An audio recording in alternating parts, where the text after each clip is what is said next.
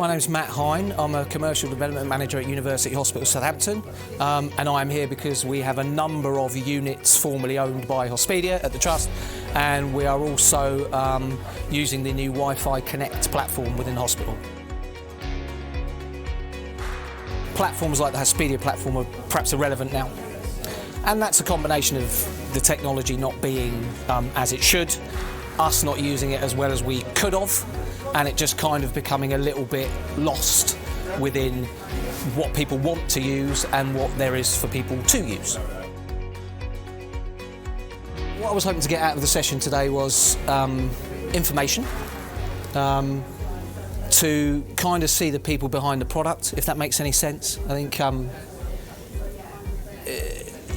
people don't like feeling like they're being sold to, and I think what I need to understand from Wi-Fi SPARK, particularly if I'm going to go back as a commercial manager and say, this is the product for us, then what is your attitude towards the product? You know, what do you want it to solve? Do you want it to solve the same problems as us? Do you share the values of the organisation in trying to deliver that? I think patient experience is probably key. Just because I'm unwell, it doesn't mean that I don't want a regular existence. I don't want to communicate with people who perhaps I can't see when I'm unwell, or even people who I wouldn't necessarily communicate with because I'm unwell.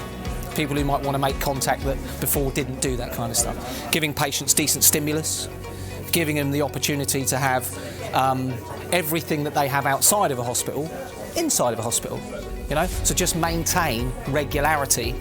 Yeah? So there are two different types of care, right? There's your clinical care, there's your mental well-being, there's the ability for you to still feel active, communicate with work, talk to friends, all of that kind of stuff.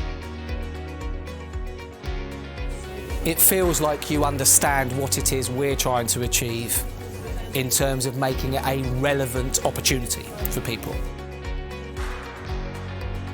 The cost for daily TV use is too much, by far too much. Particularly at a time when people haven't got a lot of money. So when we were talking earlier on, I think I made the point around let's not kick people while they're down. So people are not adverse to paying for content, but they are certainly way past paying for television. So in giving them a platform that is more usable, more friendly, more cost effective, has more content, is more counterintuitive, and then also saying, oh, by the way, it's not going to cost you a fortune, you don't need to take out a mortgage while you're ill as well, so you don't have to worry about that. That has to be a good thing. So working towards a platform that offers it for nothing should not only be the responsibility of Wi-Fi SPARK, but should be the responsibility of the Trust in the community. We have already engaged with SPARK in lots of meaningful conversations.